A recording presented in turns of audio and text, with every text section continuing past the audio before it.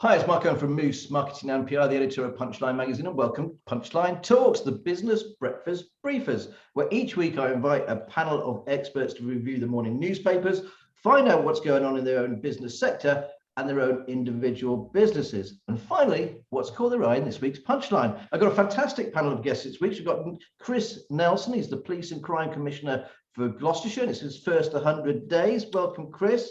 Morning, Mark. We've got Neill, Ricketts, CEO of Advanced Engineering Materials Business and just expanded to the Forest of Dean, Versarian. He's also a board member of the LEP. And Nicola Bird, founder and managing director of AccXel. Yeah. And also a board member of the... Right, anyway, let's get cracking. I'm just going to go through the headlines first of all. We were going to have Dan Leach, but unfortunately he hasn't got it covered. He's from Carpet Outlet. He couldn't make it today, but hey ho, that's the way it goes. Right, Western Daily Press. Man badly hurt in mass brawl. The Citizen newspaper. Fake police officers target the elderly. The Sun. That's a Nesbitt fuelist. Driver furious as a garage shuts down by a TV crew. The Star newspaper, not a hope in hell, son. They're saying that Christmas is going to be cancelled. The Mirror.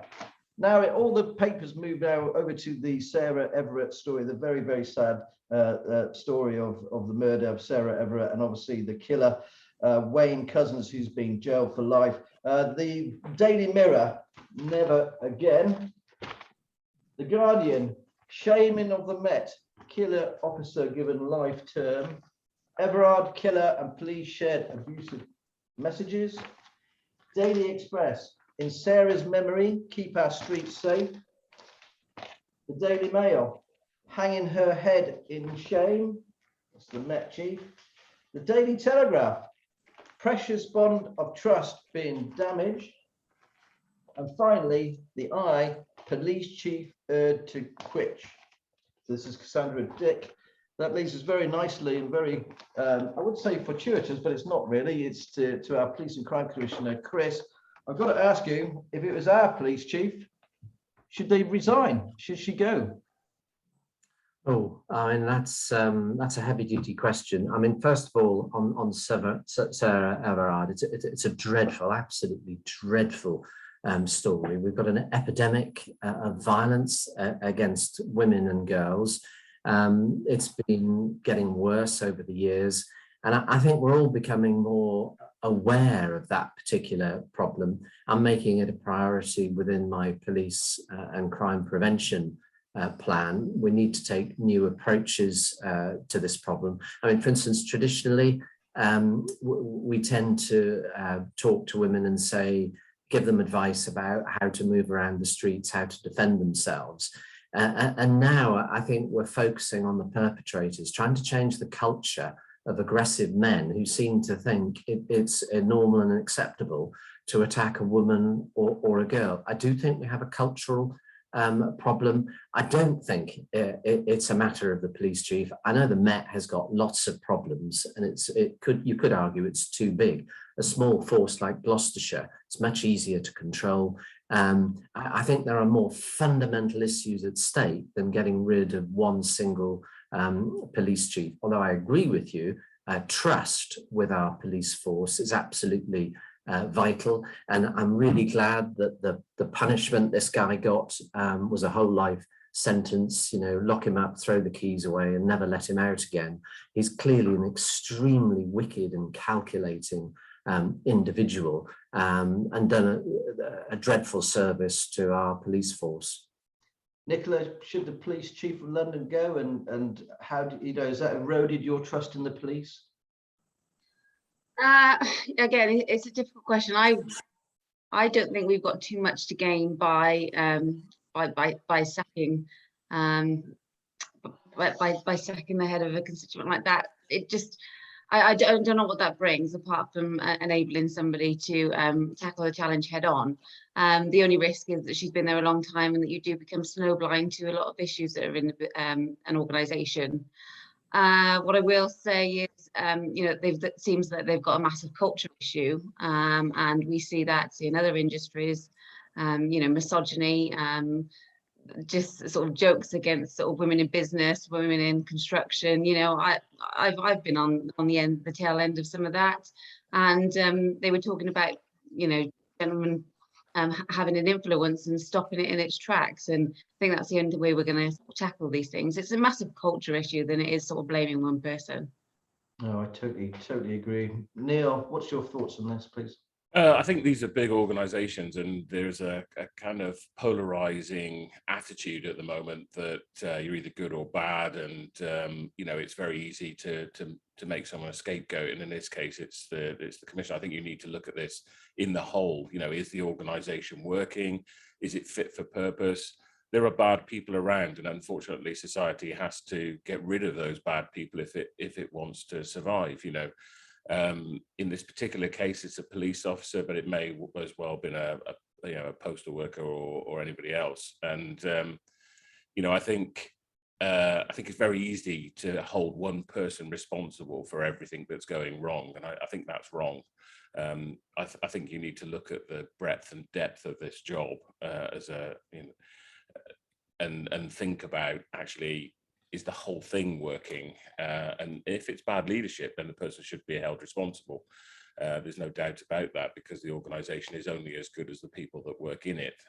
But I think we live in a world at the moment where it's too easy just to point the finger, get rid of someone and think that everything's going to change. And that's not the case. I mean, if they changed the head person, does that really make any difference to the whole organisation? So.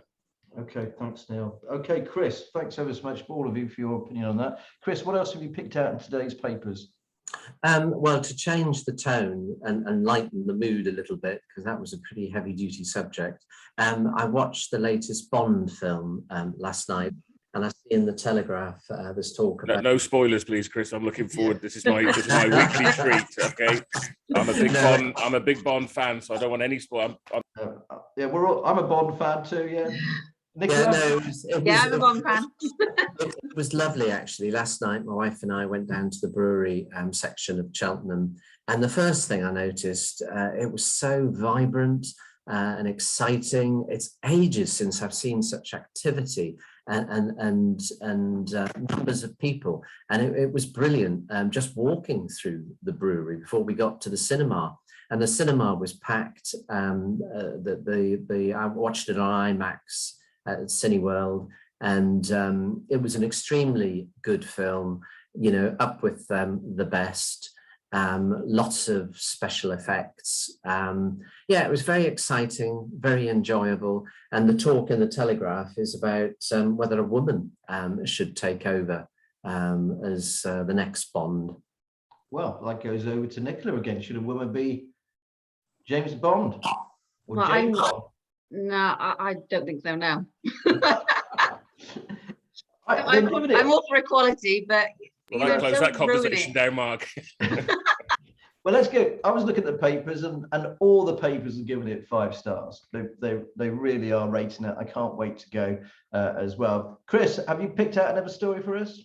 Yeah, again in the Telegraph is police chief condemns lunacy of M25 climate activists. And, you know, it's another police story, as you might expect from me. I'm not a fan of these groups of people demonstrating on our major roads and completely blighting the lives of commuters and taking risks with their own lives and, you know, running the risk of generating all sorts of violence. I think the police need to take a hard stand against such protests. I think it's an important issue, climate change and insulation and things like that. But we live in a democracy and we should use the democratic process rather than trying to bully people into changing behaviour. No, I totally agree with you. They drive me to despair sometimes. You know, they glue themselves on the underground and planes. It's really, and then disrupt everyone else's lives. Yes, we all know it's a massive issue, but I don't think that really helps. If anything, I think it goes against them. Yeah, it turns a lot of people against their campaign. That's right. It's a big, massive turn off. Nicola, if I could go to you next, please. What have you picked out the papers? Well, it's certainly something that's in quite a few of the papers, when you can see that cancer checks with pop-up hubs in shopping centres, which I think is absolutely brilliant. So 1 million patients will be sent for cancer checks in football stadiums, shopping centres, and the first ones are going to be starting in Brighton and Barnsley. But to just sort of to manage the backlog, but to just give people another avenue for these quick checks to come about. We all know somebody who's been affected by cancer, so that's really welcome news. No, fantastic. That sounds a great idea. I haven't heard of that before. Obviously, here we've got the Colbert and the move-in, the mobile ones, cancer checkouts, can't you? They go around the county. What else have you picked out?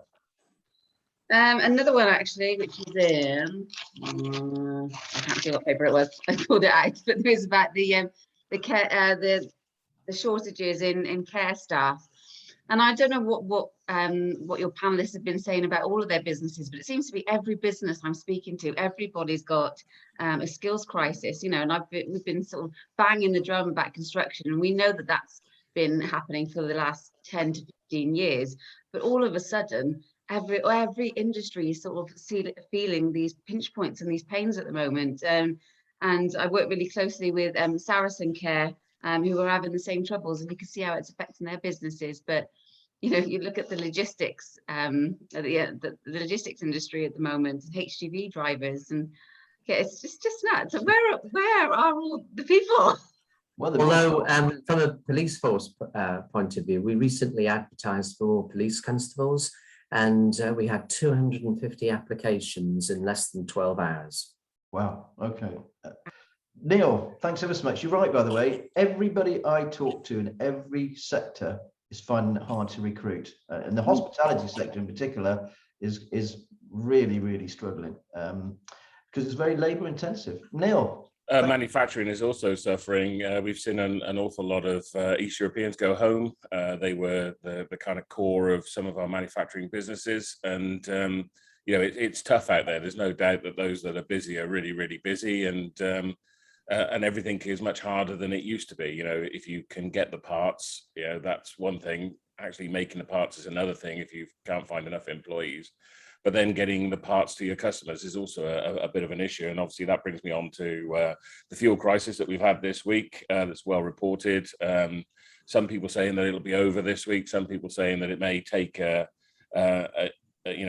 couple of months to kind of rebalance. But I did notice, Chris, that someone managed to steal 30,000 litres of diesel, which I thought was quite an achievement, but obviously for the wrong reasons. But how do you go about? This is kind of indicative of the times that we're going into. There's a lot of people struggling, and that leads me on to my next story that was again well reported in the press around the end of furlough yesterday, and 1.2 million people, I think it was, still on furlough as the scheme closed, and what happens to those?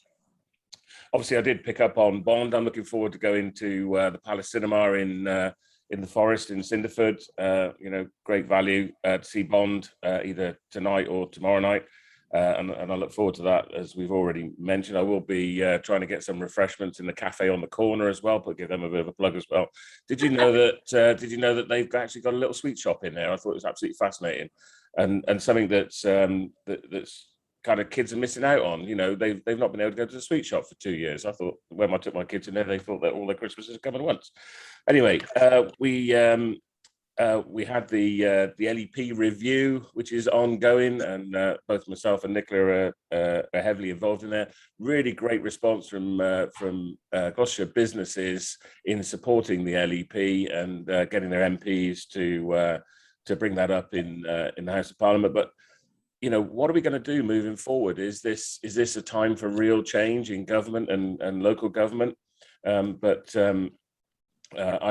also picked up on a story about the perils of family business at the moment. As I said, I think business is really tough for everybody. I went to my local shop to get the papers, but they're working from home today, so there was no joy at the local paper shop. But the dollar's at an all-time high. Inflation is running at 4.1%, according to the FT.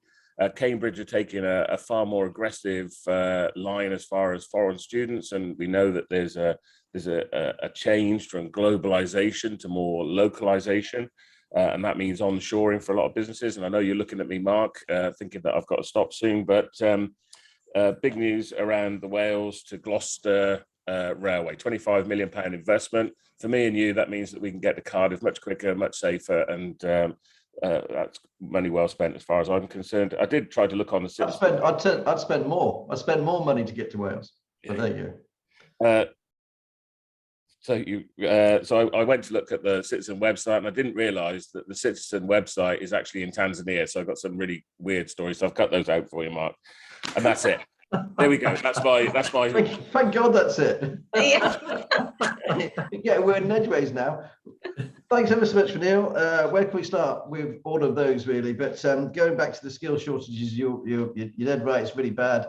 It's every single person I talk to from and also products. You know, isn't it? It's from. I know we kind of talk about this all the time. From now we're talking about petrol, but it was fencing panels. It's bricks, isn't it, Nicola? It's loo containers. It's right across the board. Yeah. Really is. Steel. And there's a real threat that we could cancel Christmas. I mean, I don't know about everybody else, but I'm sick to death of it. We've had Brexit, we've had the pandemic, we've had pingdemic, we've had the fuel crisis. Does anybody else feel like they just can't take any more? Because you know, they're just trying to. I can't believe anyone. They're even talking about cancelling Christmas. We need Christmas so badly at the moment, isn't there? We need to celebrate, and there are some good things going on in the county, like you just said about G First LEP, the way the business community, and then we're talking about a serious issue here. Let's talk about that very briefly. G First LEP, they're under threat, aren't they? Yeah, They could go. There's a spending review, and you know, LEPs do get money from the government.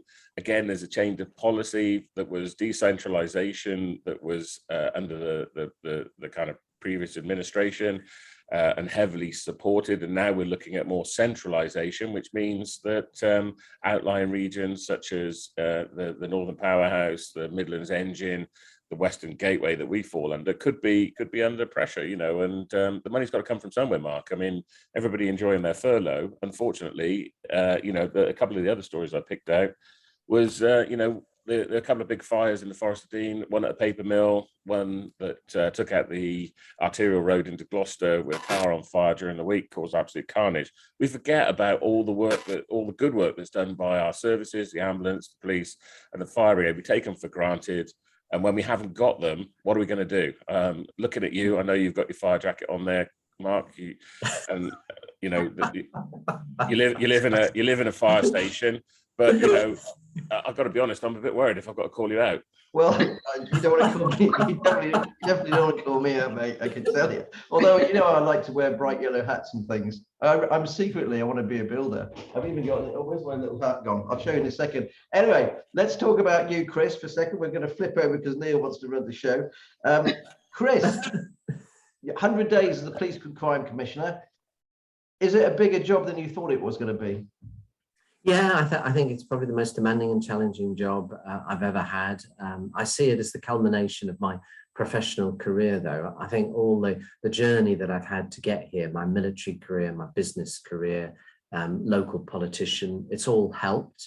Yeah, huge challenge. Every time I pick up a stone, look underneath it, I find things I don't quite like. There's much to be proud of within the constabulary.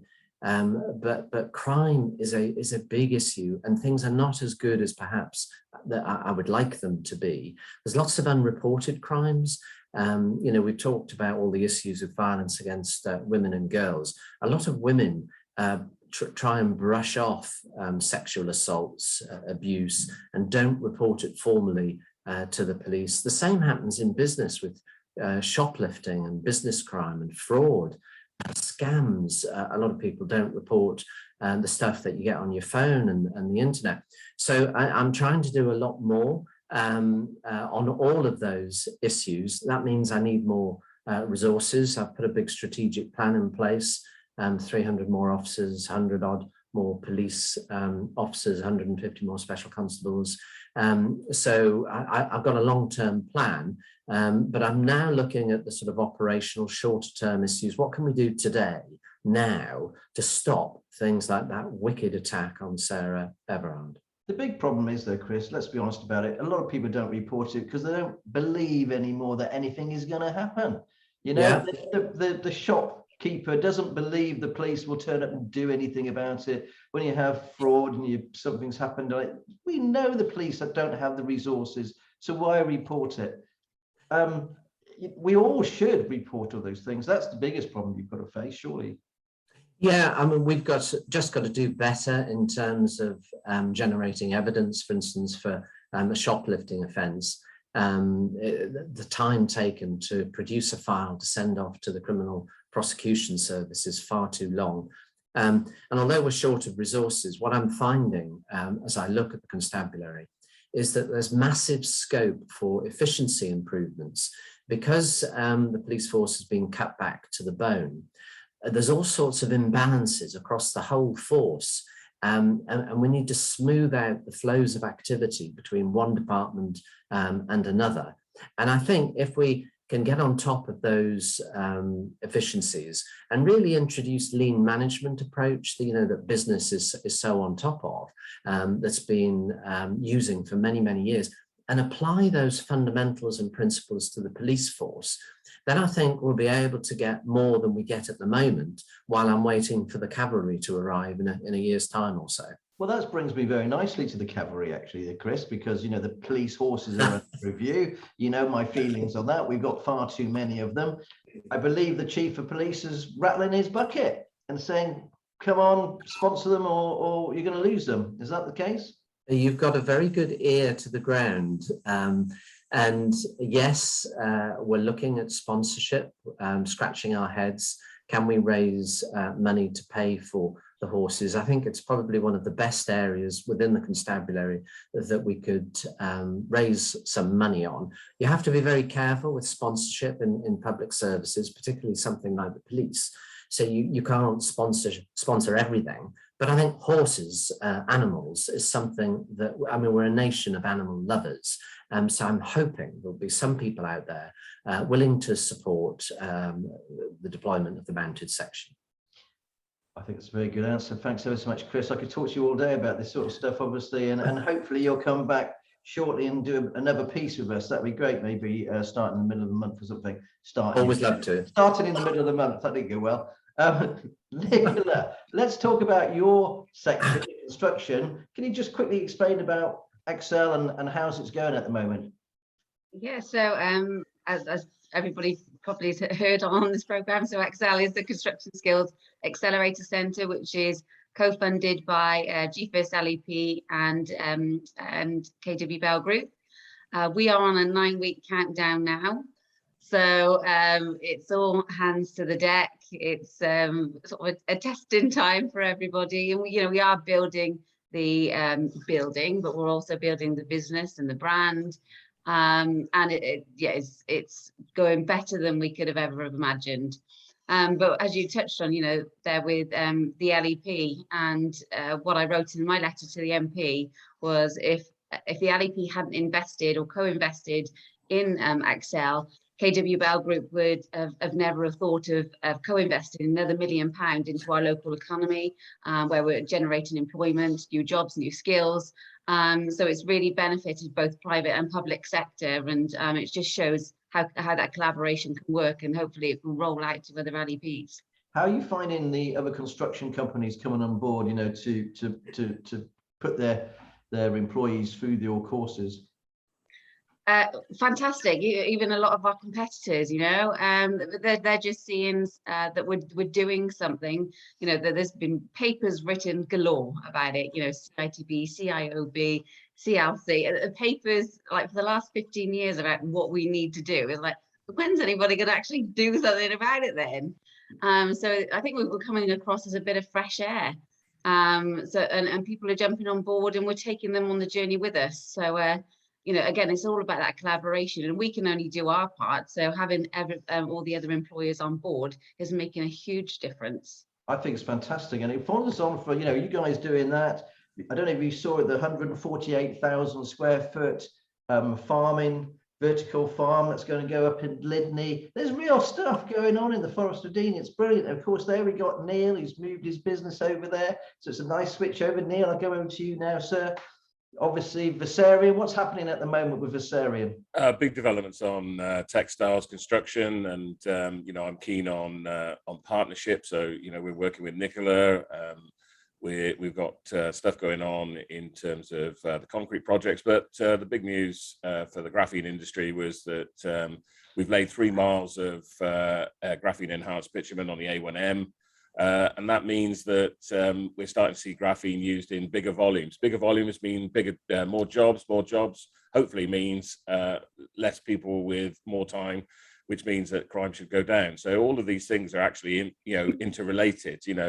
And I'm a great believer that businesses have a key part in the community. If you can create good jobs, you keep people away from doing things that they shouldn't be doing. And they can support the local community, So really good turnout on Saturday. I looked a bit like James Bond, Mark. Of course, I thought so. I see the replacement coming already. Had me DJ on. I have thrown my my hat in the ring, but I'm yet to hear. So, but the good and the great of Gloucestershire. We're at Imgin Barracks on Saturday, remembering, which is really, really important that we pass on this information to the young as well. The sacrifice of the Gloucesters at the Battle of Imgin. And what a great group of people, the kind of movers and shakers in Gloucestershire. And it's these kind of people that can help the police, can help local businesses, can help communities. And I think we've got to get more back to that. I think there's been too much of profits going out of the country from the big businesses and not enough support for the communities, which has made everybody's jobs, including Chris's, much harder. And so, absolutely 100% behind Nicola. Let's get these skills out there. Let's get these jobs out there. And there is a hardening line. There is, we are marching back from globalization with events in the world. We are a little bit more cautious, and so I think we will see more onshoring, and that comes at a cost. So we have to understand as consumers, we've been quite lucky that we've benefited from cheap labor in China and Vietnam, and that's meant that we've probably had more than we were probably entitled to. You only need to look at some of the cost of parts are actually less now than they were 25 years ago. And that's not sustainable, unfortunately. And if we want higher quality products made onshore, there will be a cost to that. And we have to understand that we might not have so much. And also we can build it here. We've got the expertise. It gives the jobs here. It's so important, isn't it? That's fundamental. A job is fundamental to your well-being at the end of the day. I always look up to you, Mark, and your views on sustainability and recyclability. And my God, that waistcoat has had some use.